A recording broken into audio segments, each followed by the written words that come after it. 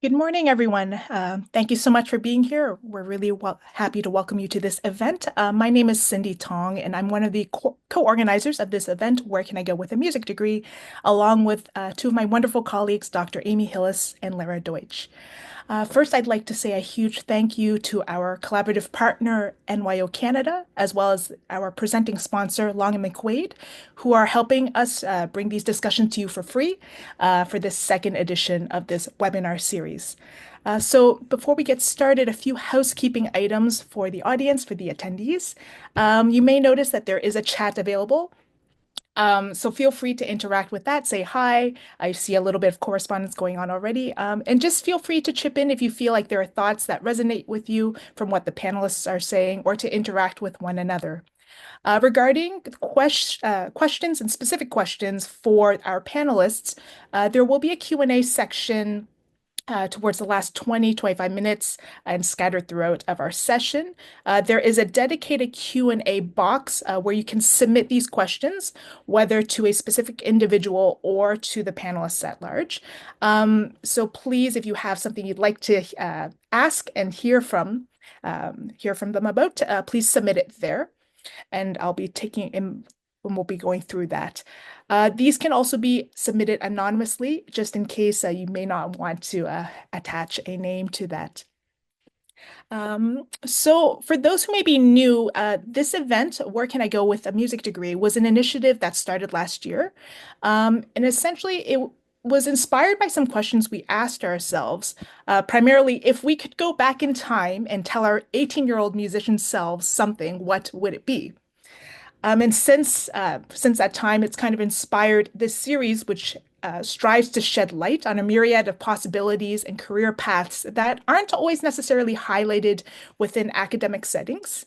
And we wanted to help kind of bring forward the multiple creative activities that many professional musicians and creatives engage in today in the musical landscape, and just to kind of demonstrate what was possible and to normalize a wider range of these possibilities.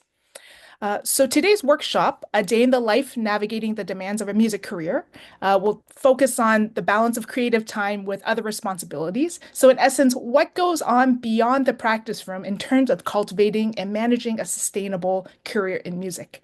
I'm really excited to introduce you to three incredibly inspiring innovative individuals who've built very dynamic careers while navigating many of these challenges in both educational performing and many other avenues of this industry. So I really hope you'll ask them questions and so that they can share their insights and valuable knowledge to hear with us here today. So first, I'd like to introduce Phil Chu, who is a JUNO award-winning pianist. He concertizes extensively as a solo and chamber musician across Canada, the United States, Japan, France, and elsewhere. He's played with numerous ensembles and artists such as James Ennis, Emmanuel Payud, Noah Bendix Bagley, and has a long-standing violin duo with the TSO concertmaster Jonathan Crow. Phil has also recorded multiple albums, which includes a trio of solo recordings with Atma Classique at the moment. And he's also recorded for other labels such as Analecta, Warner Music, Leaf Music, CBC Music, amongst others. So thank you so much for being here, Phil. Really excited to hear what you'll have to share today. Thank you Uh, so much, Cindy. Next, I'd like to introduce Adam Cicciolitti, who is a virtuoso guitarist at the top of his game. He's known as an ambassador for classical guitar, and he tours extensively across Canada with various touring agencies such as Prairie Debut, Debut Atlantic, and Jeunesse Musicale, amongst others, as well as a soloist independently as well. He's commissioned over 24 works since 2019, and most recently commissioned and premiered 6 new concerti for 2 guitars and the chamber orchestra 13 strings just last year, alongside his ensemble colleague Stephen Cowan. So Adam, similarly, not that he's busy enough, has also recorded 5 albums with Analecta, Atma, and Leaf Music record labels, and he's currently an instructor at Mount Allison University and is also the founder of the guitar school at Ottawa Suzuki Strings. So thank you so much for joining us, Adam. Hey everyone. And last but certainly not least, we have Naomi Wu, who is presently the music director of NYO Canada, as well as the assistant conductor of the Philadelphia Orchestra and an artistic partner of the Orchestre Metropolitain in Montreal. She was the recipient of the 2022 Virginia Parker Prize, and she's worked with many, many, many orchestras around the world, and in Canada specifically, the TSO, the Montreal Symphony Orchestra, National Arts or Center Orchestra, amongst others. Um, She's also a very accomplished pianist, having won second place at the Ecart Grammy competition and was the winner of the Alain Roberge Prize for Canadian Music. And she was previously the music director of the University of Manitoba Symphony Orchestra and was the first ever music director of Sistema Winnipeg, which is a program that focuses on social transformation and change through music. So please join me in welcoming Naomi Wu. Thanks so much Hi, for being here. folks. Great. So to get started, for the audience, I was wondering if each of you might be able to share a little bit about how you perceive your career right now, kind of your roles and responsibilities, and how you have. We're starting with the easy questions, I see. The real quick How do we answers. Absolutely. perceive our career? Since because we have a very diverse audience, and so because we all can see it, and I ask this question from the perspective of when we go to a concert or when we go and observe something, we often see this finished Correct. product of some sort, right? Like a performance, Mhm. um, whether it's as a solo, an ensemble, as an orchestra, or any creative endeavor.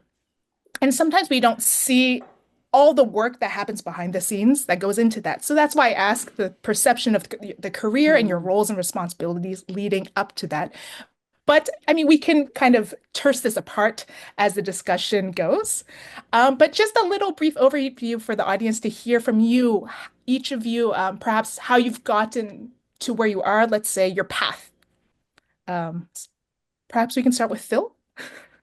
Okay. Well, first of all, thank you, Cindy. Sorry to make your job difficult. Hi everyone. Thank you all so much for being here. It's such an honor for Naomi and I to be here.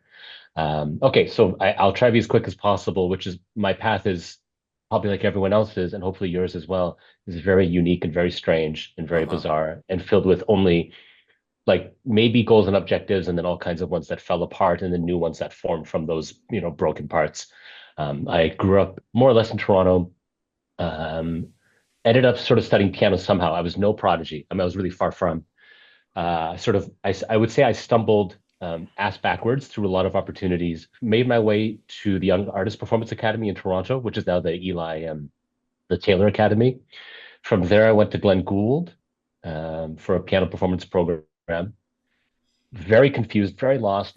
Decided to, like a lot of my colleagues, make my way to University of Montreal to just keep studying piano, solo piano, because Mm. like what else was I gonna do? There's a lot of confusion. It was a lot of okay, well, what's the kind of what pathways exist? I guess that's one. Um, and ended up quitting that program. It's a great program. Wasn't for me. And from there, started working as a collaborative pianist at McGill because I needed very simply to make money. And it seemed like the best way to use my most transferable skills at the time to be able to do that in the most efficient manner possible. And ideally still in the arts. And then from there, that's a longer story, and I'll pass the mic on to the others. But then basically from there was just a series of different kinds of decisions, good and bad, leaps of faith, and also long periods of just of security and safety that Yeah. sort of that formed the career that I currently have now, which is a mix of all that you described very nicely. Thank you, Cindy. Yeah, I think the leap of faith is pretty like central to what we all had to go through, getting to where we are. I remember when I was doing my bachelor's at McGill, Phil, you were playing with everybody, like everybody that needed a collaborative pianist. I just saw you everywhere. You didn't even know who I was, but I just saw you playing with people. And I didn't realize that's what you were doing. Is just trying to make a living, just trying to survive. And I think Yeah, it's trying to find out, like you say, where those transferable skills are right from the beginning, and try yeah. to just get the experience and build Hmm. on that. And Hmm. then Hmm. choices are going to present themselves as you're in those situations. So, Hmm. Hmm. um, do you mind if we segue right into mine really quickly? I'll try to be really brief. Please do. So my path. is obviously, like Phil said, very different and unique, and a lot of it is going to be dependent on the instrument that you play. Given that the guitar is not an instrument that is often used in orchestral settings, we go through a different path. We tend to work a lot on solo repertoire, so it's a lot of I don't want to say loneliness, but it's a very like you know a journey of with oneself and the instrument, and trying to figure out how we're going to make that work as we go through everything. So I started like many guitarists in my teens on the electric guitar, because I thought that was cool. And when it was the 90s, and early 2000s, so there was a lot of punk music on the radio, a lot of metal, a lot of hard rock, and that was just kind of like what drew me to the instrument. And I was really attracted to that, so I was playing in bands. And then I showed up to my first lesson with my mom had a nylon string instrument, and I didn't know that was any different than any other type of guitar. But the teacher that I went to work with actually taught nylon string. He was a pianist, but he taught nylon string, and I heard him play, and I was like, well, that sounds like two guitars are playing at the same time. And then quickly realized that that's kind of what I wanted to do. So that electric guitar, classical guitar they were coexisting for a while. And then I started going to CEGEP, which is in Quebec, because I grew up in Montreal, a form of post-secondary, so it's after high school, but it's preparatory to university. It was very, very helpful, informative to me. I didn't even know that I wanted to do music at that time. I was actually in that program to do health science and to go into microbiology. And that was my first choice at McGill. And then I put performance music as my second choice. And then I realized, as I made the decision, I got into the biology department at McGill. I realized that it wasn't for me. I really wanted to pursue music. And there have been some regrets for sure when I think about what could have been. But at the same time, I knew I definitely made the right choice, because I couldn't see myself doing anything else other than music. Like I think that's really, really key, is that and when I see people that succeed, is I realize that these people, they're obsessed with music. They're so passionate about it, and they can't see themselves doing anything else. And so then I went to McGill. I saw Phil play lots of collaborative piano. I did a degree over there. I moved to Ottawa, and I lived in Ottawa for 12 years after doing my master's. I got some professional experience. I started my doctorate at McGill while I was still living in Gatineau on the Quebec side of Ottawa. Lara Deutsch, who is one of the co-founders of this wonderful initiative, reached out to me in 2017. We started a duo. I started a duo with a guitarist named Steve Cowan. And then I started with Steve really getting into new music, and I think that's where most of my focus has been. And then everything else kind of came out of that. So that's my story. I guess I should probably just jump in. Phil, for what it's worth, I also lived in Montreal for a year about 10 years ago, and I also was like, Phil CHIU, a collaborative piano icon. Collaborative piano icon. So just so you know. So CD, I feel like there were two questions. One is like, how did I get to where I am, and how I pursued my career? So I'll start with the first one, which is in a very roundabout way. I was a pianist growing up. I grew up in Vancouver, but I was obsessed with music, but actually could and still can see myself doing a lot of different things. So maybe a little bit different from you, Adam. When I finished high school, I didn't know what I wanted to do. I tried to go to conservatory. I went to Eastman for a year, and I dropped out. It wasn't for me. It was a great school that wasn't for me. I ended up going to Yale and doing my undergrad in math and philosophy. When I finished that, I thought, okay, but actually I do really like the piano. So what if I tried to study piano for a bit, did a master's in piano there. I was like, this also isn't working for me. What can I do that involves music, but also involves some of the other things I really enjoy? I thought maybe I'd be a musicologist. Okay. So I went to England, did a master's in musicology. Was sort of working, but then I decided to come back to Canada, go to Montreal, do another piano degree, then go back to England and do a PhD in musicology. Okay, so I think you know that I'm a conductor. That's how Cindy introduced me. You'll notice that none of these things actually are conducting. But I was conducting this whole time because it was something that I thought was really interesting. So starting when I was an undergrad, I started putting together groups of my friends to conduct things. And I was really lucky that I was at schools that also had a lot of student-run orchestras that had student-run, student conductors. So I was just in a very ad hoc way with basically one intro to conducting class, conducting other students, really not knowing what I was doing, but really enjoying the process. And I did that for basically 10 years through all of my undergrad, all of my PhD. Finally, I finished my PhD. I had a PhD in musicology, but I was like, is this it? Is this the thing? I think I thought, I had stipends to do my PhD. And so it was very practical. And I think I thought maybe getting a job at university is like a stable career. Mm-hmm. And I think also as I was finishing my PhD, I was like, turns out it's not necessarily straightforward to get a job at a university. Correct. And also I'd been doing all this conducting and I thought it was really fun and I thought it was really cool. And I was like, could I try doing that a little bit?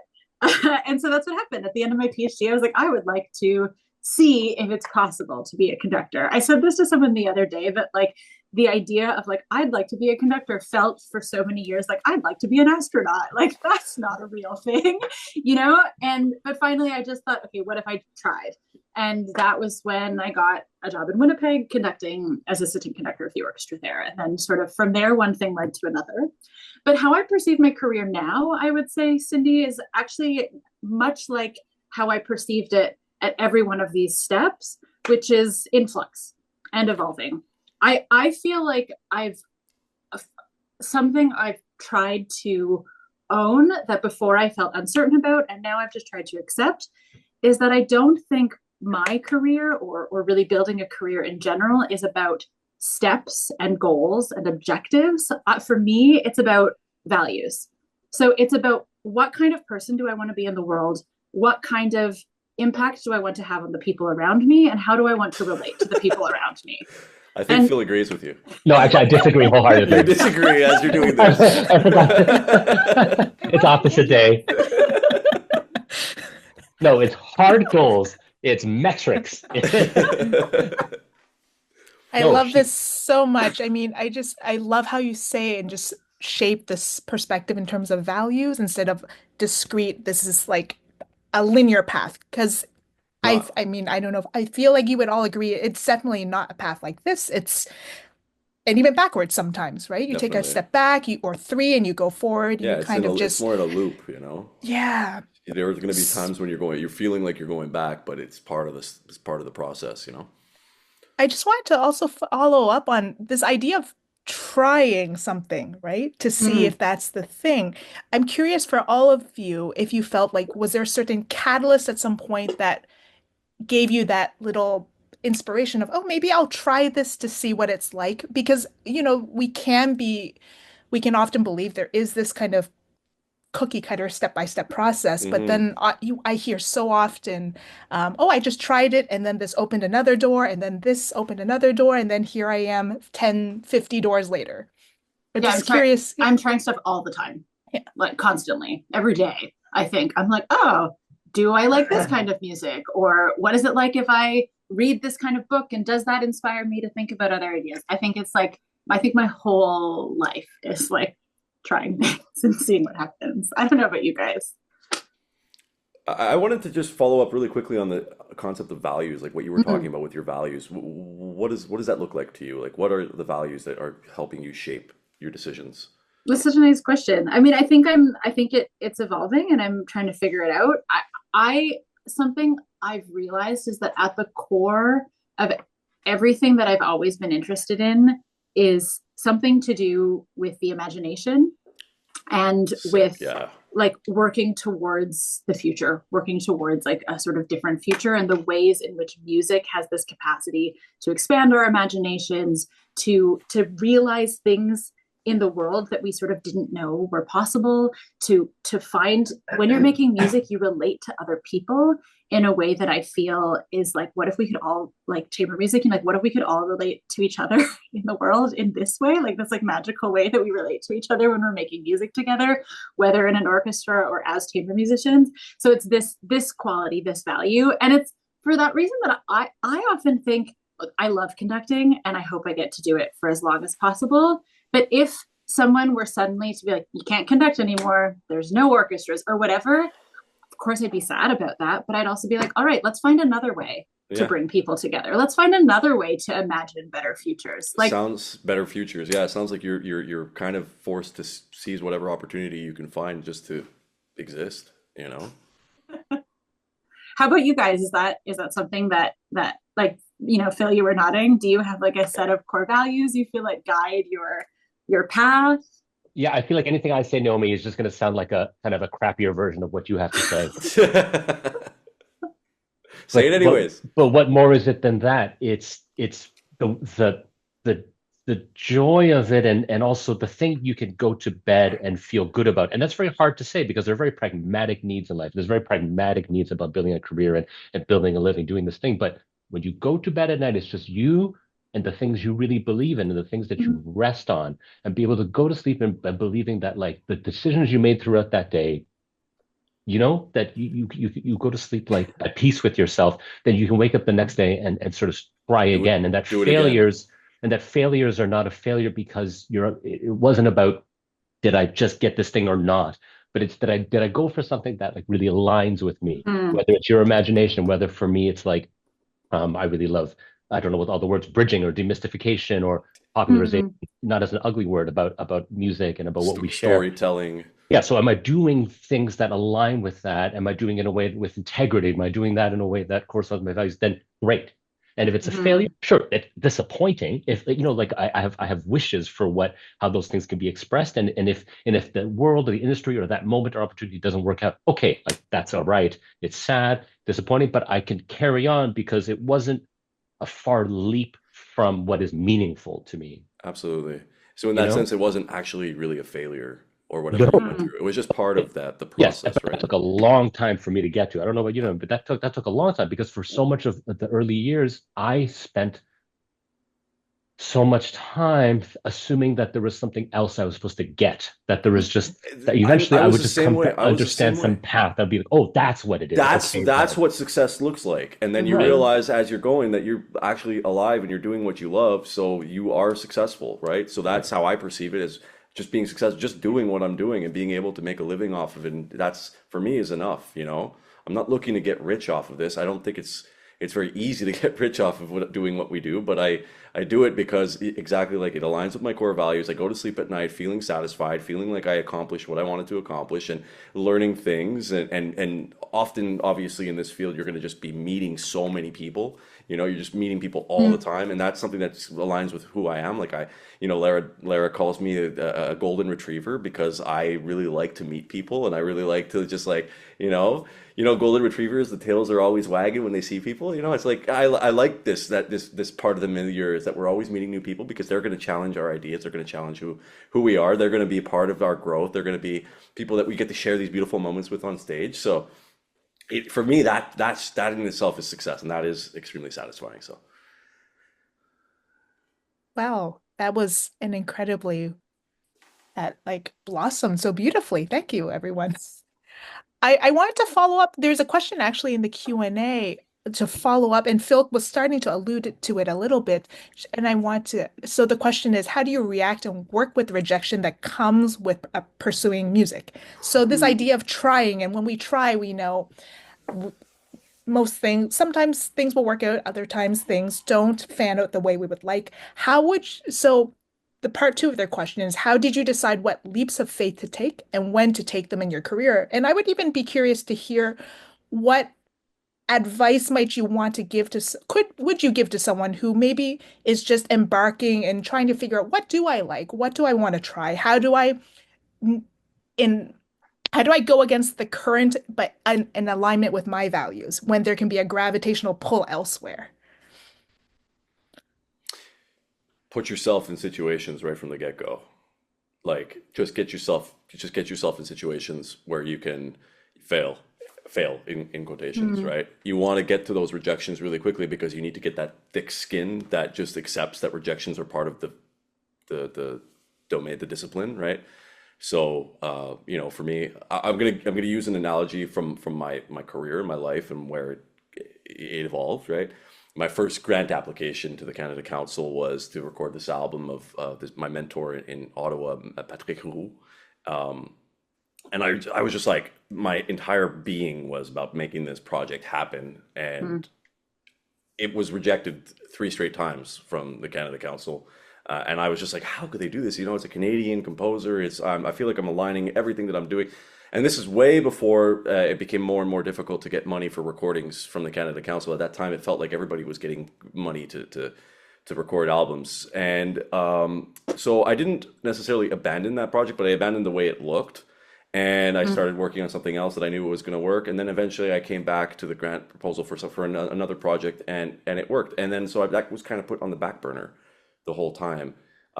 But then years later, I was able to get, you know, a Patrick Roux piece into one of my duo albums, and now it's coming up on a Patrick Roux piece is coming up on a concerto project. So I'm getting his music out there. And so for me, it was my values was I want this man's music who, first of all, he's a man that I believe in is a really really really good composer. He's also just a really good person, so I want to support him. I like playing his music, etc., etc. I wanted to get it out there. It wasn't the path that I originally saw. I was rejected many times from it. I learned through the process of rejection to look at my ideas, to recycle them, to refine them over time, to be patient. Mm. And then eventually I came back to it, and it didn't look exactly like I had intended it at the beginning, but it was even better. So I think Mm. it's really just about the patience, determination, discipline, and not being like tied to your original idea. You know, don't marry that original idea. It might not be the right one. Maybe it is, but you know, it's in the process you're going to learn a lot about yourself, and do lots of reading, do lots of writing, look at what other people are writing, get a lot of feedback on your writing, etc., etc. You'll eventually get all of these things to kind of come together, coalesce into a more mature, more refined version of what you actually want, and it'll work out for you if you're really determined and you've got the skill and you know the connections and all the things, all the kind of the soft skills that you need in music as well. You know. Mhm. Adam, Naomi? oh, sorry. Sorry. I Go just ahead, wanted to Cindy. ask just a specification for the audience. Adam, what time horizon did that, um, let's say, occupy from the first grant to Years, years. like how, like a, can you just Uh, three, uh, five, yeah, yeah. just an approximation, So just from so the they, first yeah. rejection till the time I got my first grant was 2 years. Mm, Okay, but that'll look very different from one person to the next, you mhm, know. I had a lot of writing work to do on my writing mhm. at the same time, you know. Grant, this is specific to grant writing. I don't know if this is where we want to go specifically with this, but you know, it's a very formulaic type of writing. And obviously things have changed a lot with the advent of ChatGPT and OpenAI and Gemini and whatever platform you use, you know, that's going to be assisting a lot of people now with that. But learning how to write from the get-go is a really, really, really important skill for a musician because you're going to be doing lots of emails, you're going to be doing lots of, you know, presenting yourself and um, being eloquent, being well mannered, using punctuation. I can't even tell you how many times I've gotten emails from students that didn't even put periods and commas and didn't capitalize the first letter of their emails and stuff. It's like just take your time when you're writing an email, take the extra 30 seconds, revise it, and make sure you punctuate. You know, it's basic stuff, but it will be reflected in how you're practicing for when you actually need to ask people for money. You know. No, thank you. No, it's just primarily just to offer that time horizon for perspective because sometimes, when we hear someone say, "Oh, just try it again," in our minds, it's like, "Oh, try it next month, try in 6 months." But sometimes these things take years of development, of procuring funding, or just try, right? This iteration. Yeah, Naomi, oh, sorry, sorry. I'll just finish off. The brain needs time to develop, right? You need to develop, you need to go to sleep, you need to consolidate all the Mm. information that you learn. So the more time that you do where you're practicing, the more time you're going to, just like being a musician with all these other soft skills, the more time that you have to develop them and mature. So think about it that way, I think. I'd Um, love to hear from Naomi Yes. uh, on this question of rejection and yeah, leaps of faith. And I can Mhm. think of three things in how I cope with rejection. One is that I don't tend to focus on very specific goals. I know they always say set your SMART goals, right? Like whatever, specific, measurable. It's not how I work. I again feel I loved the word integrity that you used. I focus on what kind of world do I want to live in? How do I want to be with the people around me? So yeah, I throw in grant applications constantly, and if one comes through, I'm excited to pursue that project, but I'm not usually thinking I have this idea and this idea only that I want to do. I'm thinking, all right, I have all of these ideas because all of these will allow me to live in the way I want to live, both with like security, financial security, and not just career-wise, like in the practical ways I want to live, in the places I want to live, around the people I want to live, whatever. But then also just with, it's actually, as you say, called integrity. I think it's such a helpful word. So one is not having specific goals, because if your goal is specific and measurable, you can fail at it more easily. If your goal is, this is who I want to be in the world, value oriented, then you can find ways to do that. The second one I would say is having things that I care about outside of music. A lot of my friends are not musicians. All of my closest friends, all my like very closest people are not musicians. And that's really helpful to me, because it means I'm surrounded by sort of all kinds of people and ideas. And I feel like it means I don't take the specific musical rejections too seriously. I also, I pursue other kinds of projects outside of music, sometimes professionally, sometimes for a career way, sometimes just for fun. Don't worry. I don't know if some of you were there last week and heard like Nikki talk about her ultra marathon running, which feels like cheating. I do like to run, but I don't do that. But I care about it and I love it. So I have things that I care about and I love that aren't musical. And then the other one, Adam, is actually what you said, practicing. So I apply for so much stuff. I try so many things. So I am used to failing at things. I've been doing it for so long. And so I think the more things you try, the more times you fail, and therefore the more accustomed you are. And then I think this sort of relates to this leap of faith question, because how did I decide what leaps of faith to take? Just by seeing what came along. Exactly. Like really just trusting that the people, often it was like the people who reached out to me or the people who were interested in doing things with me. Mm-hmm. I thought, okay, is this a kind of person I want to spend time with? Mm-hmm. And do they have ideas that excite me? And I'd be like, okay, let's go. Yeah. And sometimes seeing what comes along is coming from up here, right? It's coming from up here. It's not because somebody's emailing you, giving you an opportunity. That's going to happen. Totally. It's going to happen. But it's sometimes it's like, oh, there's this person I really like. Mm-hmm. And I want to make music with that person, and therefore I'm going to make that happen. And what will that look like? I don't know right now, but let's bounce some ideas off each other and see what comes back. Yeah, it's like intuition, and intuition. Yeah, there's so many things that have happened or opportunities that have come up for me that if I backwards trace them, I can say, oh yeah, that's because I said yes to that really strange project in that really strange place with this person, but that's where I met person X who introduced me to person Y who introduced me to person Z. But I could never have projected that forward. Everything's easier in hindsight, but yeah, going forward, we don't know what the future looks like. Just like Steve Jobs said, tracing backwards with the calligraphy. Yeah, absolutely. I would just like to sort of, again, only say worse what Adam and Naomi have already said, which is, I think you should not be married to a specific iteration of your idea. This is so important, because if you're so married to a specific way that your idea looks, whether that's a career path, whether that's a career goal, that you are doomed to be disappointed, like terribly disappointed, and suffer like a huge fallback, when really, if you take the time to think about, to work at, to claw at, to read, to think, to open up your perspective and your horizons about what does that come from, this idea, what is the core of that, and explore laterally what that can look like, that you open up like a much wider world for you of the many ways that could be expressed. So that you're not like trying to like sort of build, you're not trying to blossom like one very specific kind of rose and only one time. And if it doesn't work, then like it's this sort of life failure. But actually you open up the possibility for this like really great garden of many different kind of breeds of roses. And it can be just so many things, and that some will wilt and some will fall, and that patch won't get much sun. But the wider you open it up, then like the pot, like it's being open to possibilities that you currently aren't aware of. But that only comes from sort of stepping back from clawing at one way. And did you just come up with the garden analogy right now? That was extremely poetic, Phil. It was, and it really works. Like, it really works. I have it here right above my camera. Talk about a rose garden.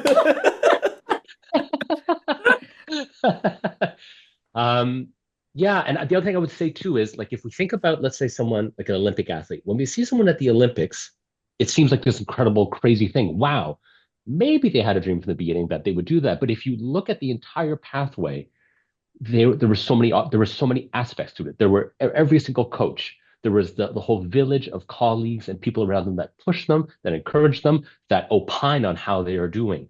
That it requires like a real certain amount of humility and self-awareness, but also confidence and belief in yourself. Mm. It's like it's and as Adam's saying, you need time. You have to kind of give yourself time to process when something that you went for didn't work and have the kind of be patient with yourself, be kind to yourself, but also be disciplined and diligent with yourself to say, why didn't this work? What about it can be improved? Mm. Take feedback. You know, it's like not being totally bowled over by negative feedback, but also not being kind of falsely inflated by positive feedback. It's like it's taking Mm. looking at things as information and asking yourself, how can I use this information to continue to bolster my like to further express these values, to better express with my ideas. You know, Absolutely. there's a Balance. lot here. Yeah. A lot to unpack there as well. And I mean, it ties in so perfectly because we keep having these questions come in the Q&A, and thank you so much, the attendees, for sending them. Because I want to build on a bit of what you've all just kind of touched on, this idea of Mhm, developing this confidence to pursue mhm, the values and have, mhm, maintain integrity with oneself in that direction. yeah. But there's a question in the Q&A about comparison with others, Mm. right? Oh, What would you say about fostering, how does one foster that self-confidence, let's say when we haven't necessarily had that track record of success? How do we get that started? How would we ignite that? And so the question says, I often struggle with comparing myself to others, feeling like I'm not good enough, and believing Hmm. that I'm not as advanced in my music career as I should be. Do any of you struggle with this? Do you have any advice to deal with slash overcome these thoughts? I leave it. Phil? so can I start so that I don't always have the last word, which just feels unfair right now? So I saw this question earlier, and it totally gave me goosebumps because I am so with you on this feeling, and I felt this through most of my career, and even still, some days I wake up and feel this way. So thank you so much for asking this question because it is like it cuts straight to my heart. Yeah. It's And it's it's such a tricky. some people think it's taboo too to talk about that, you Oh know. my God, it's like Mhm. it is You know, such like like comparing yourself, like why am I even having this thought that I'm comparing myself to somebody else when as whereas it's like so important to actually talk about it. So go for Mhm. it. and so I would again gently tie it back to what we've been saying. Let's not dance around it. Like we all arrive at where we are with different skills and sets of skills and different talents, right? However we've arrived at those things.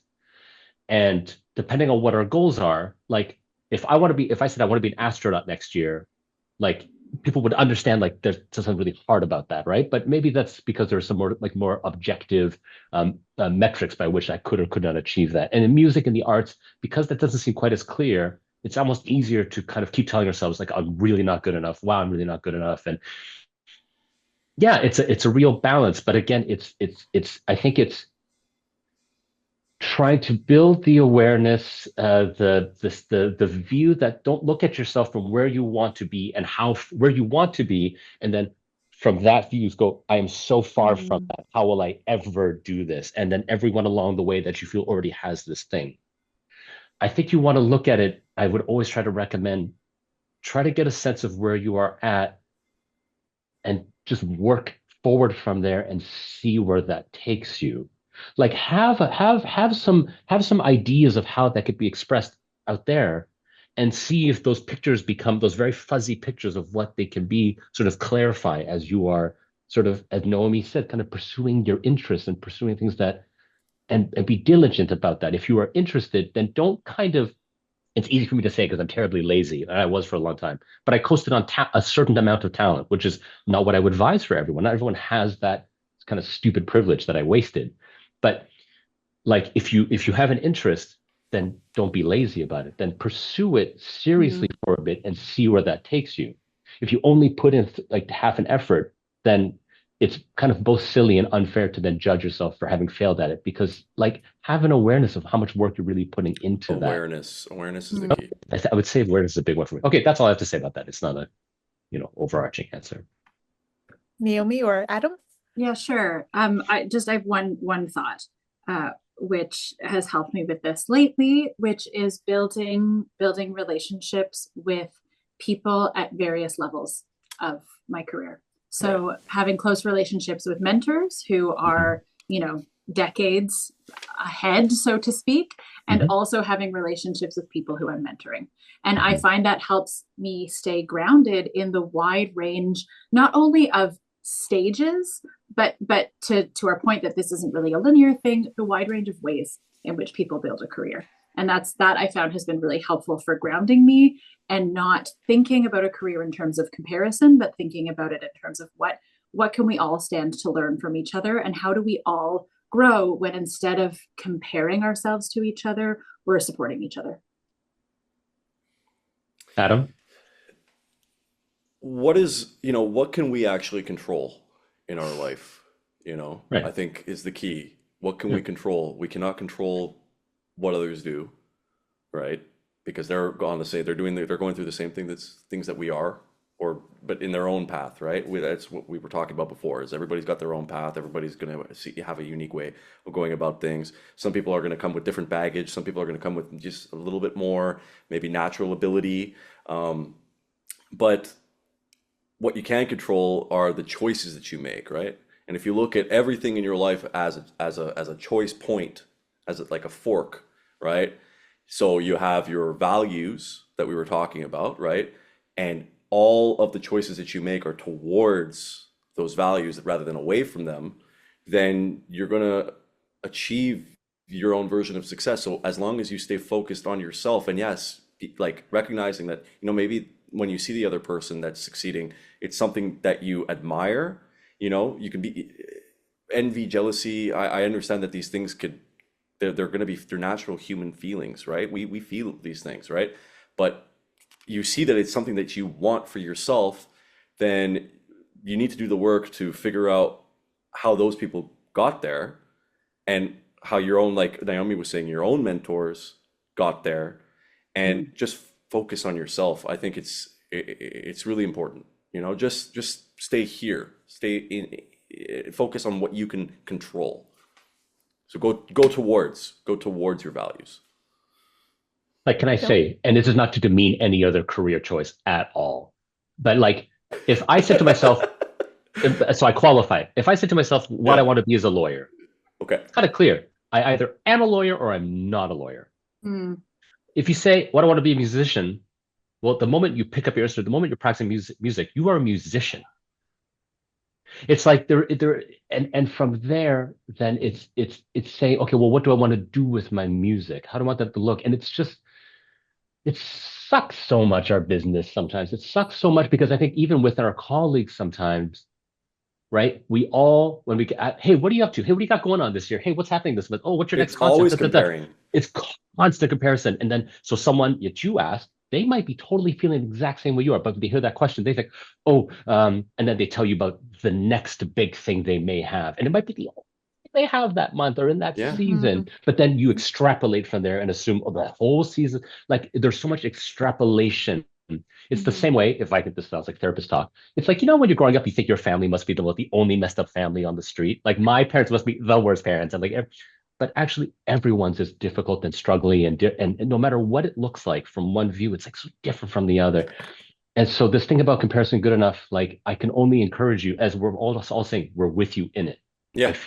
I feel it from That's some it. days, That's the day way to to day, put it. week to week, month to month. Yeah. And it's actually being kind of forgiving to yourself about that feeling, and understanding that's not all it is that you can feel that, accept that that's a part of it, but then decide from there. But what's more important to me is to continue moving forward, Is to the continue choices growing. you make. It's the Yeah. choices you make. There is no stop feeling that, and then you are succeeding. There is no Exactly. That's not going to disappears happen. You can't stop your feelings. Yeah. Your thoughts and your feelings are interrelated. You can't stop them. So just like you say, you learn to accept them. They're going to be there, and make sure that you align your choices with what you want. So you got to do a lot of this self discovery in this process. All right. Cindy. Back to you, No, Cindy. Back to you, Cindy. no, Or I'm Naomi, if you just had something here. else. I'm just here to moderate and throw out the questions. No, no, I mean it sounds so much about also just in instead of looking outward, while it's very easy to always compare, it's like maintaining this inward light and being able to go, okay, what do I value? What is important to me? And having those values and drive that direction to overcome the little hurdle that we've just encountered. And I don't want to say little as in to demean it, because things that may feel gigantic to one person may, or small to one person may feel very large to another, but just that inward kind of direction. Yes, Phil. No, no, no. Yes. I was gonna pick a question actually that I thought it gets a little Yes. Yep. detailed that we could all speak to that relates to where we're just coming from, if that's okay. Absolutely. So the question here from Nicholas is, as a solo musician, but I think we just say as a musician, how difficult Mm. is it to network in the beginning of your music career after your degree? And I want to bring this up because Naomi already referred to it, and I Mhm. couldn't have shooken my head more aggressively In a vertical motion. in a vertical, slight variance, like it is the people you gather, you surround yourself with. It doesn't matter what 100%. career it is. It is so much the people. Even if you look at someone, you think, wow, they are like this incredible hermit that just like did this. It's like never the case. We're almost never possibly aware of the whole infrastructure that helps bolster us up, you know? Mhm. And so I want to leave most of the time for Naomi because she already spoke to it a bit, but this idea of people, the people you surround yourself with, do they resonate with your values and principles? Do they feel like they just, do they fill you up? Do they add value to you? Not in a cold sense, but do they, is there resonance with Mhm. you and them? And to be mindful about, like, networking is I don't mean to, it's not to demean the question. I understand it's an important verb, but actually I kind of hate the term networking, this kind of idea of I have a career goal. Who do I need to in my corner? Yeah, I looking can at it from that achieve perspective. this thing. Yeah, So because networking That can icky. automatically have yeah, that connotation, right? yes, it totally does. And I look at it as sort of who do I share similar artistic values, personal values with? Can we build something beautiful together? Can I add value to them and what they're doing? And what are they teaching me? Hmm. Mm. That's always been the way I approached it. And know me, I love because I keep referring to you. I'd love to hear your thoughts on this. Someone once said to me, like a mentor said, if you're feeling icky at an event that's clearly a networking event, just think about what you're curious to know about other people and Yeah. just ask people questions. Yeah. And, she was Hmm. like, you're a curious person, you're curious about other people, just ask them Hmm. questions. And, Yeah. and that's sort of all you need to do. Hmm. And I found that really helpful as a reminder that even in a situation that's set up to make you feel like this is icky, that actually I think we're musicians because we're curious people, Hmm. because I Hmm. think in order to be an artist, you have Hmm. to have curiosity about the world and to extend that to people. And so just like you, Phil, I find the word networking makes it sound like you're using people, but in Hmm. fact, I don't I don't think of it as using people. I think surrounding yourself with people is important, but I try just to be curious about the people in the world around me, and that has led to so many wonderful opportunities for me. You're not using people. I mean, definitely some people will view it that way. I think we're all quite open-minded people over here. But at first, like let's think of what our earliest network is. It's the school music room, right? When learning with other people. Like our many of our colleagues are people that we go to school with, and some of our teachers end up being our people we work with later on down the road as well. Um, so it's like right from the get-go, right when you're in school, Mm. you're already in the network, you're already in it. So, what are your values? Are you actively engaging? Are you participating? Are you being a good neighbor? Are you uh, coming prepared? Are you coming prepared to class all the time? In any field, wherever you go, you got to be prepared. You got to do the work. But if you start doing those things, people are just going to naturally gravitate towards you and want to work with you because you're prepared and you're showing that you're nice and working on keeping it light and being friendly. These are all things that are going to help you really early, and then you don't even realize necessarily that you're cultivating these skills, right? And you know, some of the earliest contracts that I got were with people that were just my friends. I wasn't thinking when I was meeting them that they were going to be my colleagues and I was going to make money with them. I was just like, you know, this is just my friend. And then eventually I realized, you know, this person is a beautiful musician and I want to try working with them. And then that leads to other things. And, you know, you're not, you know, it's not so black and white is basically the point I'm trying to make. And I could say like Oh, Darren yeah. and Jared. Oh, is that okay, Cindy? Oh, yes, yes, yes. Please, Thank please you. do. Darren and Jared in the comments, they're saying this is about becoming part of a whole. It's about, it's not networking, it's community building. And this is It's it. community It's, building. yes, it's you're joining a community. It's like if I had to think back to a time that I wasn't alive, it's like if I entered a village, let's say I'm a blacksmith and I enter a village, I want to let people know, hey, I can add value to you. What do you do? Can you add? I need someone who can whatever. I don't know. Someone make up something, churn butter for me. Like it's if I because it's very quick. Like when someone introduces themselves to me, because I'm in this weird position now where some people think I have something to offer. It's like, wait, are they coming to me just because it feels like they want to take from me? There will be people like that though. Yeah, and same thing. So the same, if you go to a place and just sort of have the if I have the sense about you that you're just thinking, okay, what can I get out of this? Then like, no, thank you. Correct. But it's a fine line. It's a subtle kind of shift between understanding that we're going to do this together. It's building a network. It's building a village. We are all working towards something. We don't have to pretend we're not. We're not just holding hands around a campfire. Like we are actively trying to build stuff together. So what are we offering each other to be able to do that? You know? I think that's a beautiful way of also framing it because sometimes there are questions of, oh, well, this perception of networking and needing to be extroverted and, you know, Mm-hmm. schmoozing, etc. Not, you know, to demean any of different ways of being, let's say. But for people who feel like, oh, I'm very introverted, like Mm-hmm. but are excellent listeners, are super present, you know, and so Mm-hmm. this idea of community building Mm-hmm. is it encompasses all of that and all these different possibilities. So I think it's such a wonderful way to frame it, to hear from everyone in that sense. I think Naomi has to duck out at 1 Yes, we p.m. need to. There are a few questions in the Q&A that I may just ask her very quickly. Oh, sure. There's one that says, Naomi, how does one try to be a Yeah. conductor? I assume you don't just walk up and say, hey, can I conduct your ensemble? I love the idea of conducting, but I have no idea where to even start. Any advice? What did you do? Yeah, that's a great question. Practically, I was lucky to be at a school where there were student-run orchestras with student conductors, and so I did actually just walk up to a student-run orchestra and say, "Could I conduct that?" And basically, that's what happened. So that is basically what happened. Now there was an infrastructure in place for that. Another thing that I did was I would get together a group of friends. So of course it wasn't a full orchestra. I didn't have 70 friends who could play for me, but I had 6, you know, and I would say, hey guys, I want to put on this Mozart opera and I think we can do it in a reduction for 6 string players and organ.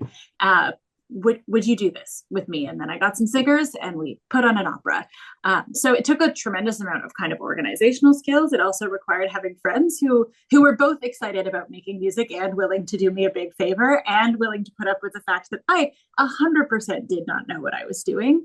But yeah, I did basically just just say to people, look, I have this vision. And crucially, I would say the vision wasn't about me getting conducting experience. I wasn't like, I want experience. Can you do this for me? It was like, hey, I have this idea. I have this show I want to put on, and I think it's going to be really cool and beautiful, and it will involve me conducting. Would you like to participate in putting this thing on together? So practically, yes, that is how I started. And then when I finished my PhD and got work as a conductor, I just started sending applications to jobs. So of course that did take having some body of work like that took those other experience that I had conducting students and having videos. But really, although many people do go to school for conducting, I personally didn't. I took a couple of introductory conducting classes in my undergrad. When I was in grad school doing musicology, I did do some master classes and I had some private lessons, but I didn't do a formal degree. And until I got the job in Winnipeg, I had a lot of insecurity about that. I thought, maybe I need to do a degree. In fact, I was finishing my PhD and I thought, do I need another master's degree? Which I'm glad I didn't. Full on imposter syndrome right there. But you know, and so anyway, that's the story, is that I didn't do a degree. I did take videos of myself doing it, and that was how I got the job, was just by sending in applications. And I also think the other like really important thing about this trajectory is, again, I can look backwards on it and see how it happened. In the forward direction, it involved a tremendous amount of luck, like a tremendous amount of being in the right place at the right time for so many of these opportunities. And I am grateful and I acknowledge that. And it's not to say that I think everyone's careers involve a lot of luck, and that isn't to say that they're not good, that people who were lucky are not good enough. It's like they're both good and lucky. And I think that's also really important. And it's a hard thing to reckon with, I think, on both sides of that coin. But luck might not seem like a tangible thing to some people that are in the No, chat, right? it's They might not. see that like that doesn't sound attainable to me. But really, like when you see you put yourself, you were in the right place at the right time, it's because at that time you had those skills too. You had all this. Sure. Exactly, Sure. Adam. That's Sure. it. If I'm on a plane and someone says, "Is there a doctor right here?" Like I can't, like there's right. That sounds so obvious, but that is Sure. 100%. What is opportunities are constantly floating Right. out there. Yeah. And also, if you're if you're immersed in your community, if you are showing up at concerts, if you're out and around, you Mhm. hear of opportunities. And the question is, have you been and do you continue to put in the work so that when the moment comes and your opportunity comes, one of them comes, can you say, "I can step up. It's a bit of a leap, but I can do it. That's the I leap can of try faith this." right there. That's luck. That's what luck is. Are you ready for when opportunities come by? That's nice, Rosie. That's a good way of Opportunity putting it. comes to prepared people. To prepared people. The preparation is the People. key. Yeah. And the ability to seize it in the moment, because there are going to be moments where you're going to have, again, I'm going back to this analogy from ACT, right? Acceptance and commitment therapy of the choice point. Like, are you going to make the right choice towards, right? At that moment, are you going to seize Sorry, the what was that acronym? That went by so fast. I'm not an acronym guy. ACT, acceptance Yeah. and commitment therapy. It's a common, Oh, okay. yes, it's a common form of therapy, and Yeah. so one of their main analogies is the choice point. I didn't just come up with that out of thin air before, by the way, but that was the point. Is like We're not there all is. gardener. That wasn't your poets rose like you. We're garden. not all, yeah, we That wasn't your don't, yeah, rose that's it. garden. We're like the rose garden where we just throw our seeds and then whatever comes, and we choose, we have to take the weeds out, but we choose whatever plants we want. Their analogies are really important for us to visualize, but at the end of the day, it's about like seizing the moment. Luck has that too, right? Because when the moment, comes to you, are you going to make, what choice are you going to make? So just be ready is basically what we're saying. Be prepared. Oh, and then that's such a excellent response, because then we can connect the dots for the little things, those little split-second decisions, right? Those forks. Mhm. Yeah. I'm just answering. A few questions. I'm just gonna redirect very quickly because for more about the networking, for example, for those, let's say there is a current music student or prospective music student who's wondering, what are the first steps I can take besides, being in the practice room? Like if I want to go out in the community, how do I network? How do I cold email? Do I go ask someone for coffee? Like how do I go about doing that? What would be your suggestions for tangible steps for someone who wants to just broaden and meet people Yes, without all it of that. feeling Yes, transactional? all of that she said. Yes. Yes. Email people and meet them Yeah. for coffee. Go to concerts with your friends and meet Yeah. their friends. Go to concerts. Introduce yourselves to people after their concerts. Yeah, all of it. Reach I out would to say- people you know in the city where you're living, or people you went to school with who are living where you are, and get coffee with them. There's the analogy of the low-hanging fruit that I've heard of before, and what I mean by that is when we are networking, I'm going to continue to use the little quotation marks because of Phil's non-like of the term networking, but call it what it is. Focus on, rather than going straight to cold emails and reaching out to people that you don't know, focus on who you do know, right? And go for the kind of the low-hanging fruit at first, because it sounds very, very commonsensical, but you need people, that personal connection that you have in our industry is so important. So it's very difficult to reach out to somebody that you don't know and for them to automatically want to work with you than it is for somebody that already knows you and has that personal connection with you that you can, build from there. I think it's one of the things I remember hearing an agent talk about at a presentation last year, and I was like, I've been sending out all these emails to these orchestras and to that people I don't know, and I should have just been focusing on what I've already built because I'd already built so much at that time. So obviously it depends on where you are too on that path. Right? You might feel like you don't know a lot of people. So then again, to what Naomi was saying is yes, just go out for coffee, go to people's concerts, meet people. Even if you're an introverted person, you could still do these things, right? You don't have to be a golden retriever to meet people, right? You can still get out there. I think that's kind of the key. There are some amazing musicians that I have met that are very, very introverted and who would consider themselves shy, that are musicians that I admire so much. So it's not a question of introverted, extroverted.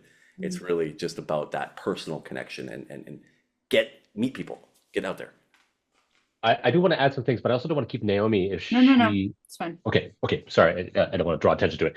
And let's not skirt around this issue. If I want to be a surgeon, but I hate the sight of blood, I'm going to have to work a bit at being more okay with that. So in the arts business these days, unless you are exceptionally lucky, yes, if you are particularly introverted, if you feel your social skills aren't quite where you think they could be to help you feel more comfortable to reach out to people, you'll have to find ways within your comfort level to start pushing yourself a bit that way. Don't pretend to be someone else you're not. Correct. Other extreme. Correct. That won't feel honest to you. It won't. But encourage yourself to push yourself. There are parts of what we want to do that involve a certain level of that kind of skill so that you can access speaking to people, so that you feel comfortable to send an email. So I don't skirt around that. I'm not saying just any temperament will just do whatever, it'll all work out. No, you have to kind of push yourself in certain ways. The other thing I want to say specifically about networking, this idea of reaching out to people who can help you.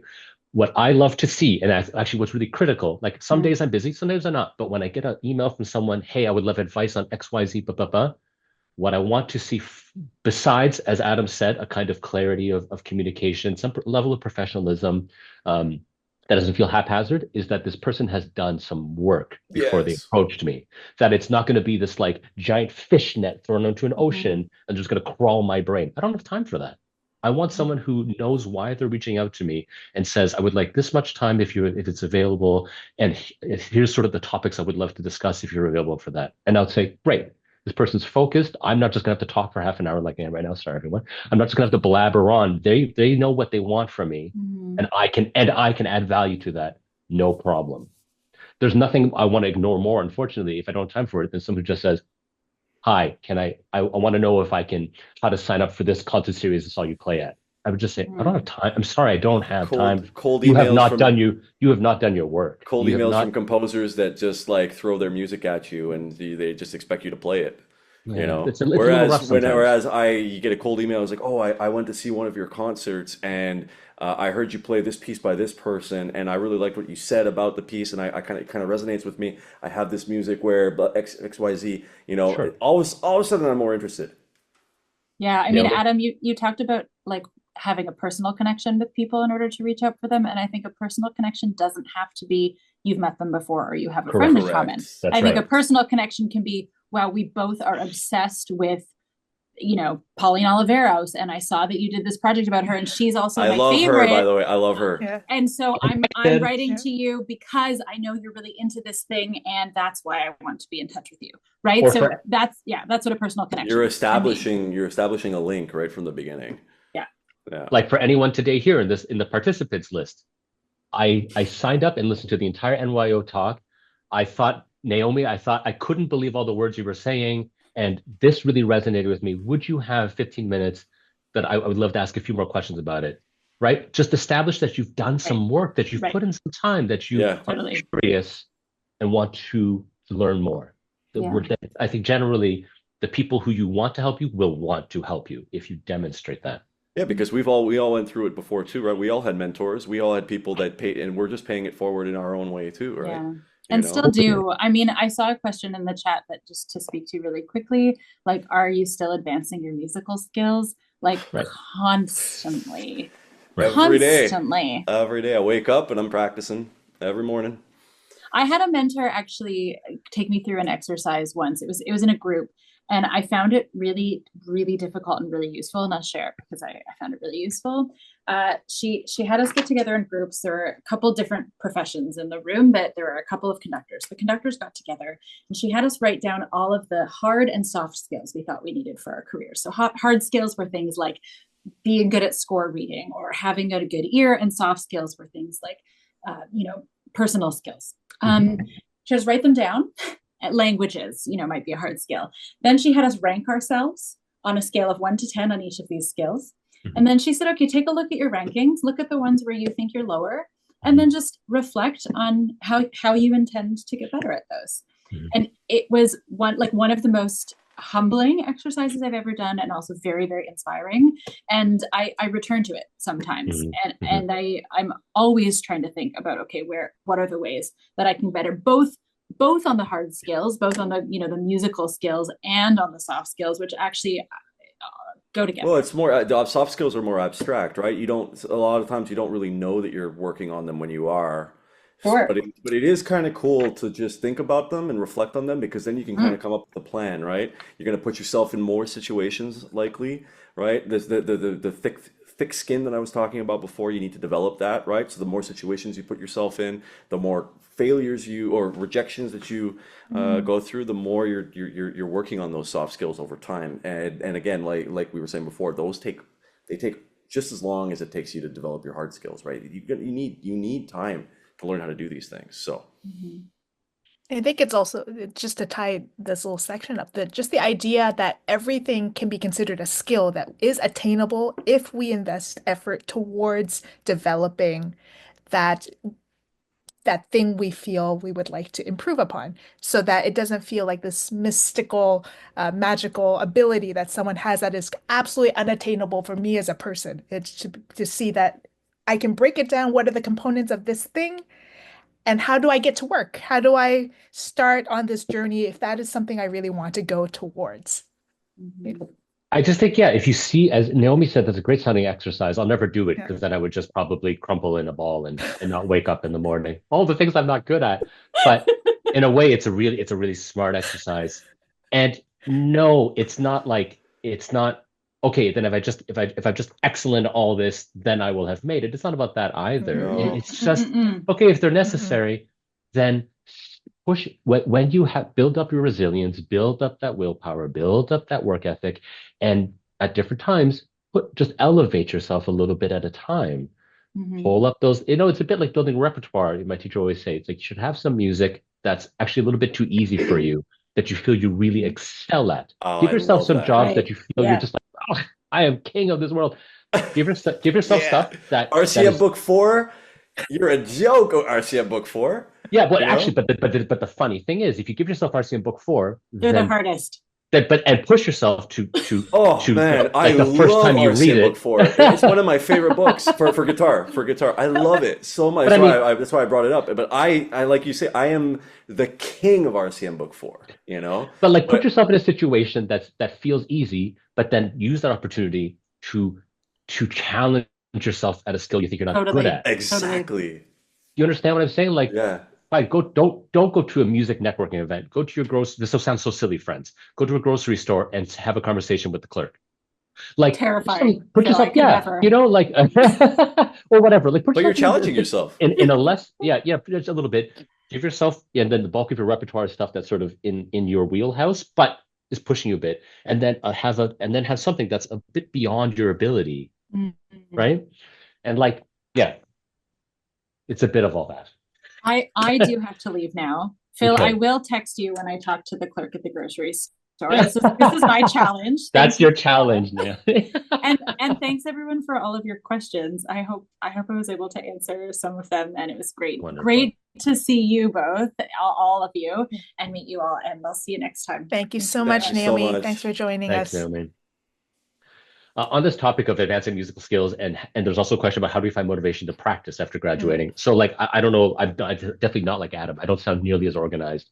I'm pretty haphazard about it all. I have intense periods of work, and then I have pretty intense periods of non-work, non-piano I know that's not all musical skills is, but like if we're talking about that, there are Hmm. times where I practice very little. But and I only say that to say it's like a pretty wide spectrum, is that you have to discover for yourself what works best What for works for you. you? What works Yeah. for you? Now, in terms of finding, but the question is, how do you find motivation to do it when you don't have any work lined up? That's a really excellent, pivotal question that I hear so often. I find it hard to organize my time without the structure of school. 1,000,000%. Start doing it. Start finding, like, you have to, like, I think one of the lies we tell ourselves that we're taught. I don't want to put all the onus on all of us, but one of the lies I tell myself or told myself is that I have to wait for an opportunity to perform, so then I'll practice for that performance. But friends, like there was a time not all that long ago where actually, whereas these days we look at presenters who hire us, who bear all the risk of presenting us.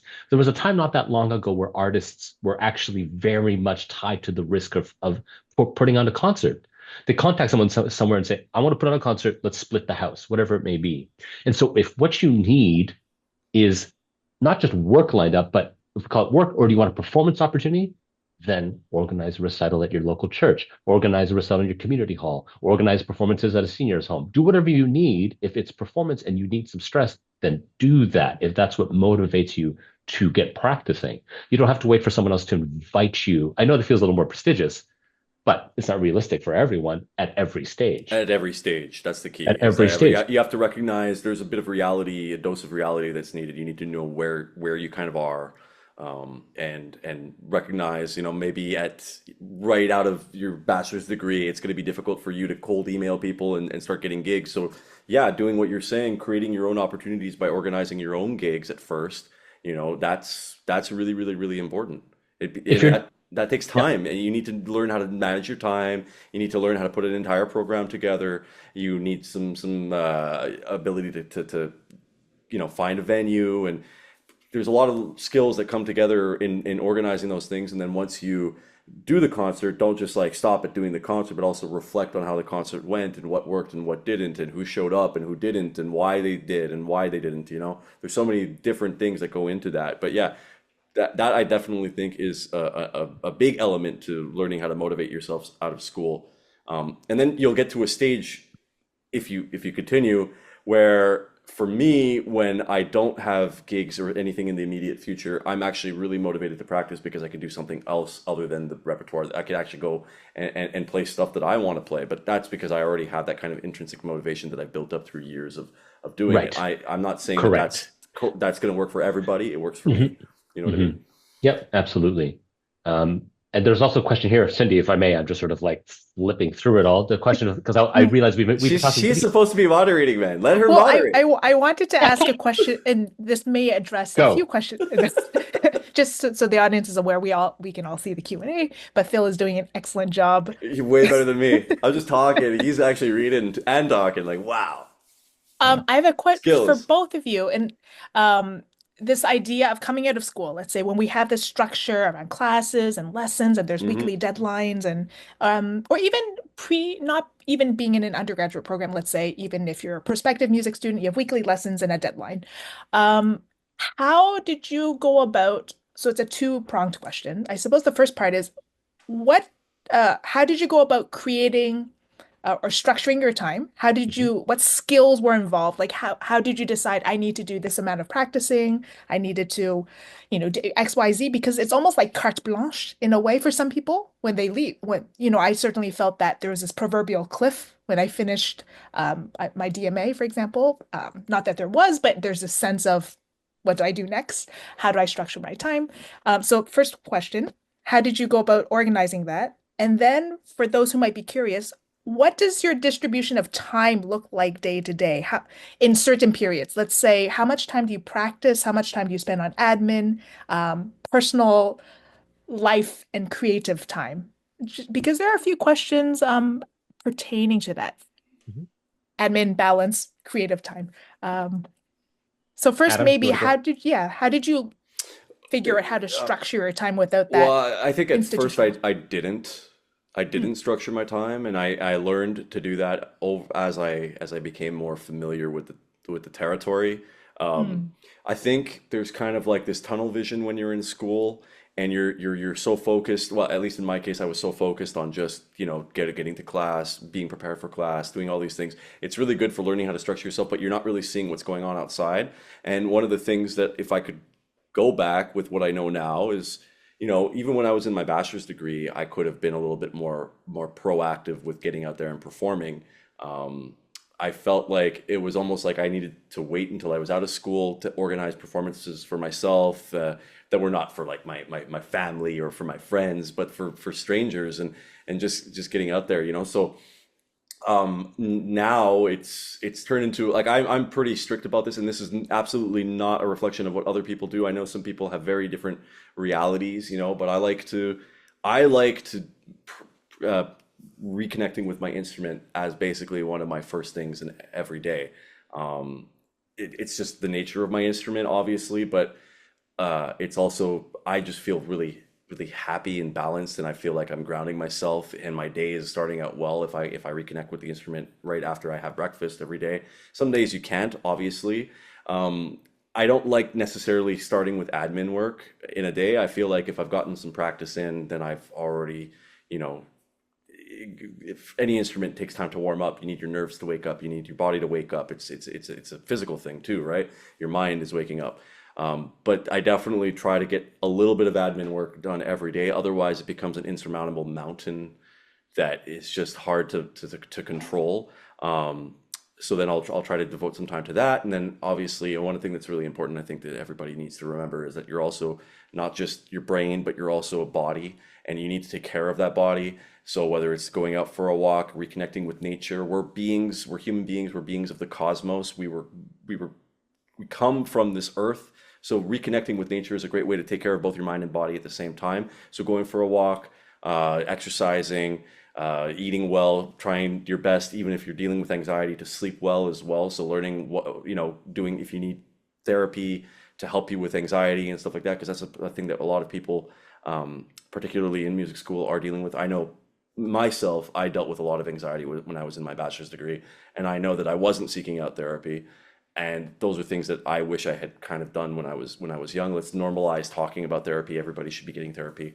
Um, so yeah, so a little bit of practice, a little bit of admin every day. I don't want to put a specific number to it because it changes on a day-to-day basis, and obviously it changes with my priorities. It changes with what gigs I have are on the horizon and what kind of opportunities I create for myself. So that's my really long-winded way of getting to your answer there, Cindy. No, thanks. Are we in competition for most long-winded? Because I will crush you, Adam. Do it. Go for it. Uh, I want to say again, it all comes down to awareness. Are you developing awareness of what it takes, what you need on a day-to-day or whatever it may be, to maintain your level at your instrument? And at times when you can afford it and need to, do you know how much time you need to push yourself at your instrument? So like if you learn your maintenance number, and I don't mean to say literally it's like 2 hours and 15 minutes a day. Like it's not that, but do you have a kind of a sense of what you need, whether that's day to day or within a week or within a certain time frame? Because like as a pianist, I can step away from the piano for quite a long time and feel pretty good when I sit back down. But I know a lot of string players, they're like, if I take a full day off, it's weird a little bit already coming back to it. 100%. Or 2 days. Whereas pianists, I'm just like, whatever. Like it, depending on your level with the instrument, but I know I can say grosso modo that a lot of pianists are more okay taking a few days off, and Yeah. the nerves or whatever, that they're a little more okay with that. Yeah. Well, So with I string instruments in particular, I think the saying is, if I take one day off, I notice it. If I take 2 days off, my teacher notices it. If I take 3 days off, the public notices it, kind of right, thing, right? right, So, right, yeah, and exactly, that'll depend for everybody, but yeah, I think that's really important, is familiarizing yourself as early as possible with what your limits are and how much time is needed to maintain the level that you expect of yourself and that ultimately you think other people expect of you. yeah, But also self-care, be kind to yourself in that process, but yeah. There's all kinds recognize of that you like, need to rest. You really need to right. take time off.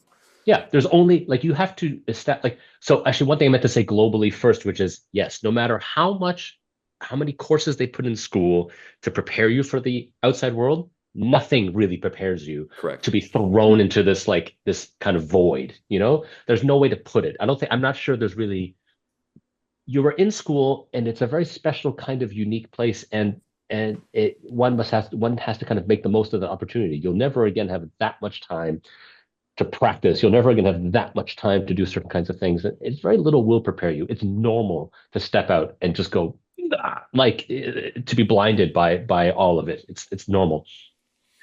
Adam is totally right. It's you have we in those first years as you're finding you have to discover like what diminishing returns looks like. Don't tell yourself I need to practice now always eight hours a day like I used to in school. Like it's not really realistic, and it It's not doesn't realistic at all. not realistic at all. No, and you have to develop an awareness. Wait, I'm getting my maximal work if I do two-hour stretches a day at my instrument, and that's about it. After that, it's diminishing. Can I better use that time for my admin work? Can I do For like rest, for not and doing for a anything. rest? Yeah, 100%, exactly. yeah. 100%, all of that. And Hmm. there are times where that balance is all going to shift depending on your level of organization, like mine, very poor. And this is all in all seriousness, like I'm very poorly organized sometimes. And so it meant, yeah, I mean, just like when you're in school, it meant cramming sometimes. It meant catching up for things. It meant having to put in a bit more time. But most of the time, you want to try to figure out what your average looks like so that you're keeping everything at a you're keeping things at a level and not like Yeah, here with because any you don't task. want the anxiety to start kicking in because then that's And going to then start. this becomes your Yeah, baseline where you're just feeling like you're always just always barely there. breathing. Yeah, Yeah, yeah, and there are going to be times in your career. There's times, obviously, in school when that happens, right? There's going to be times in your career where are packed totally. on, Yep. and And you especially couldn't at the have done anything about beginning, it. and especially at the beginning when you're starting to plan future Yep. seasons. Because as a freelance artist, you're like, okay, well, I every dollar that comes into my bank account, I'm responsible for securing it. I don't have a company that's behind me that's just Right. putting money in my bank account, right? Some people do. Like my mom worked the same job for 40 years, and that's incredible, but that's not what I am living. So I need to plan well in advance, which means that I have a lot of different things that I need to keep track of. Like, do Mm. I this concerto gig that I'm playing in a year, do I have this piece learned, and when do I learn it, and when how fast can I learn it so that I can put it away and then come back to it? Because in music, you need time for your brain to rest, for you to be able to feel the space that the music requires, right? But that also requires like, okay, well, it's September now. This is a time when I should be sending out proposals to this group of network contacts in my network because in September I know that these people are booking this season, but I know that in April it's another group, right? So that I know that when those two times are coming around, I'm going to be a little bit busier in the admin side because I'm planning to send out proposals.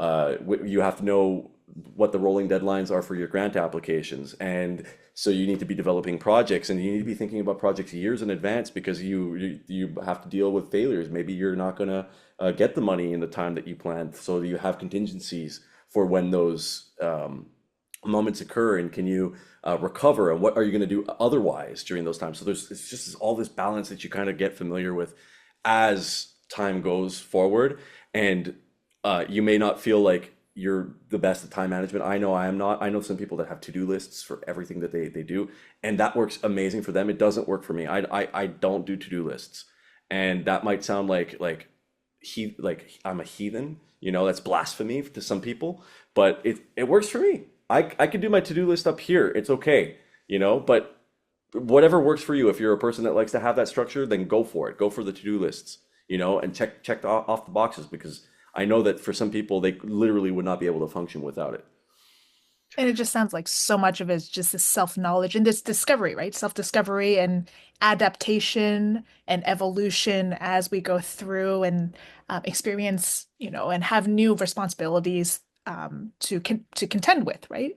And Exactly. adjusting or not to some things, and that also factors goes back to that question, perhaps of trying new things, right? Does this work? Does this not? And maybe it does or doesn't, but learning from that experience. Yeah, I would say, are you working on being ever more curious? Are you working on being Mm. ever more healthily humble? Are you working at working? At Yeah. being better at working. And that means, as Adam says, in an efficient way. So you know when you're putting good energy out and you know how to recover that energy. Mm. Or are you just throwing yourself against the rock, hoping for the best? There's no virtue in sort of a self-destructive self-sacrifice for some kind of like that. You cannibalize yourself by Correct. overworking.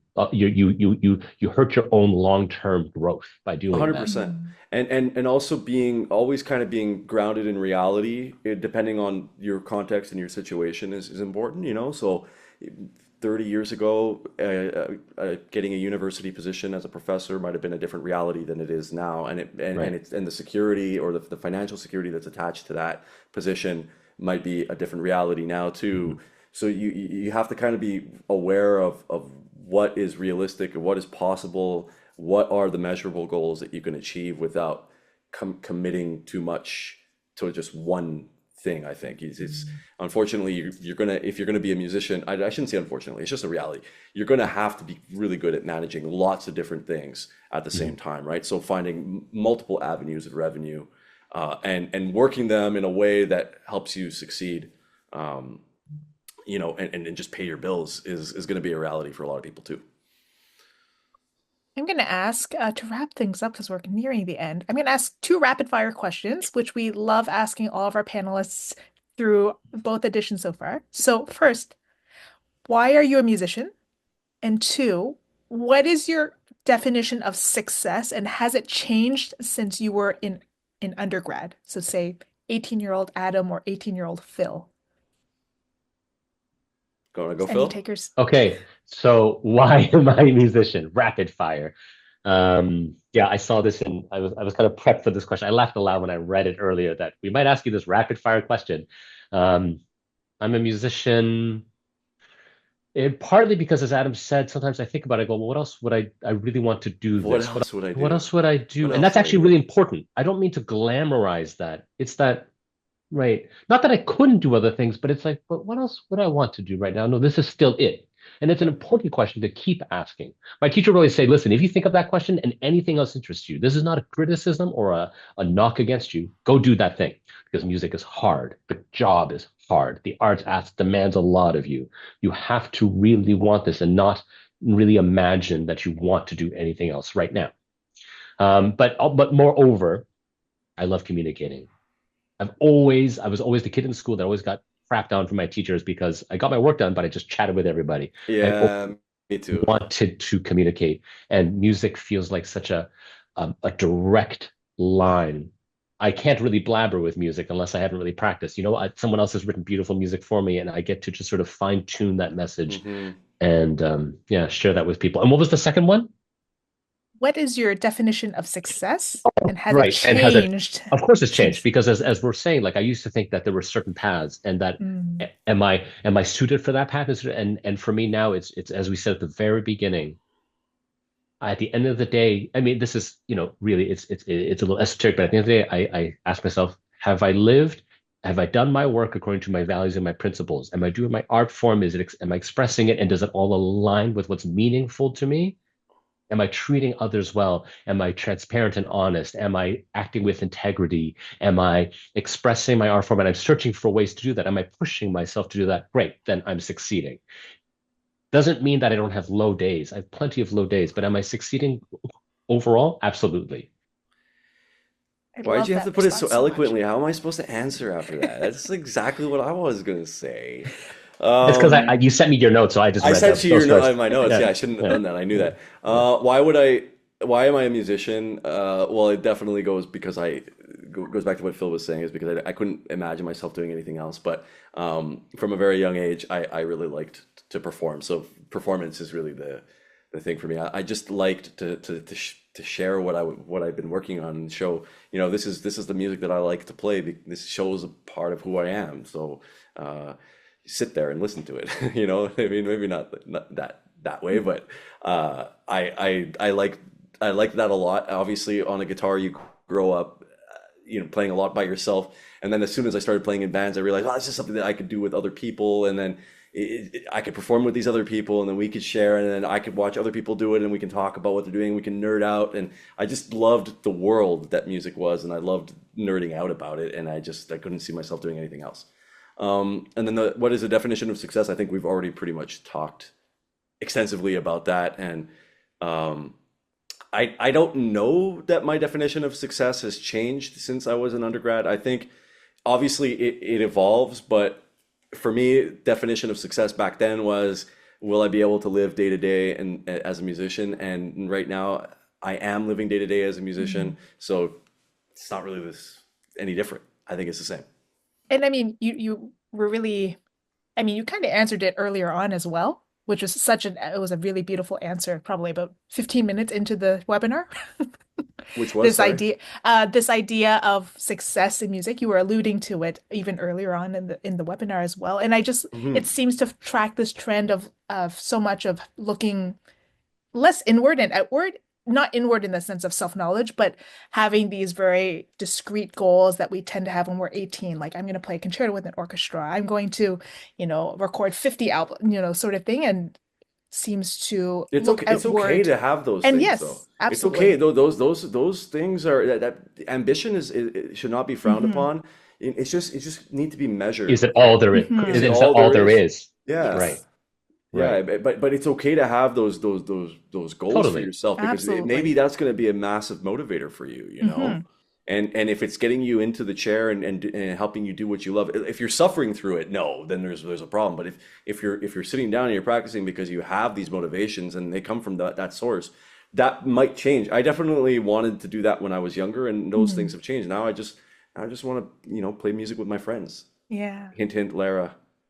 I'm sorry, my winking is really terrible. I I want apologize. to say one more thing. It's actually a little bit of a non sequitur. It's because we had talked about it at the start before this webinar started that people would want to know what a day in our life looks like. And all I want to answer because there's a question here also in the chat about that. And I just want to say that this is a very unsatisfactory answer. And I am happy if you're on the here webinar, please email me and I'm happy to have a singular chat with you to express to you how completely bizarre and random and strange like any workday can be. Last week, if I'm on tour, I am rehearsing throughout the day. I am sending emails and like doing tons of work on grants or this or reaching out to presenters for next year's concerts. And then that night I'm playing concerts in the reception afterwards, and I'm meeting presenters and I'm meeting their constituents and their sponsors, and I'm doing the networking. And then I wake up and I do it again. I drive somewhere else. And then today I woke up, I like had a coffee. It's just sort of, like I'll go to the gym later and I might practice, probably not. Like my life, everyone's life is going to look very Yeah, different. we just had a 2 hour discussion on Zoom right now on this thing, like that's not something I've done yet. It's just it's another it's another thing that's just thrown into the pile. It's just things happen, Yeah, just yeah. just receive. I was very honored actually when I received the email from Cindy to join this because I obviously been hearing a lot about it through Lara last year, and obviously I think it's a really important thing that they're You were talking about it honored. more. You were honored until they heard that they also invited me. Oh, come on. Don't think such so lowly of yourself, This man. is why you're both on the same webinar. Yeah, they put us together for a reason, Phil. But now we both feel bad. Thanks, Cindy. But I heard Lara talking about this idea that she had last year, and that she was working with Amy and Cindy on it. And obviously, we've been through university, and there's so much focus on the hard skills and having discussions with people about what a career looks like, and then just seeing how many different types of careers there are and how everybody's is unique. It's a lot of it's information I don't necessarily think I had when I was in my bachelor's degree Mm. that I would have appreciated. I think you can like let some of the anxiety go and realize that you're on the path if you're doing it, and that's it, and your path is going to look different than someone else's, and that's okay. Just be happy like that you're even doing it in the first place, that you're in a country where you can do that, where that's even an opportunity in the first place, you know? Well, thank you so much. I mean, I don't know if I can conclude it any better than that. Thank you, Adam. You just took the words. I think we're going to there's so many excellent questions in the Q&A, and I feel like we could talk for hours more about this topic. But I'm sorry we couldn't get around to all of them, but try to rapid fire as much as we did. Thank you so much for everyone for attending this session. It's the last webinar in this series for this edition. But we hope to see you in a future one. And thank you so much to Phil, Adam, and Naomi, who had to leave for an engagement, for joining today and just offering your really heartwarming, holistic insights into just No, what no. a little day in the life kind of looks like, or navigating this terrain. So A thank you life so in much to everyone. less a day in the life than a life in the life. Thank you so much, Cindy, Lara, Amy, NYO. Thank you all for stepping out and taking the leap to put this kind of thing together. That's a leap too. This project's Yeah, a leap, right? And they yeah, did it. yeah, So good for you guys. yeah. Thank you very much. Thank you so much, Thank you, everyone. Hope everyone. to see you soon. Thank you, everyone.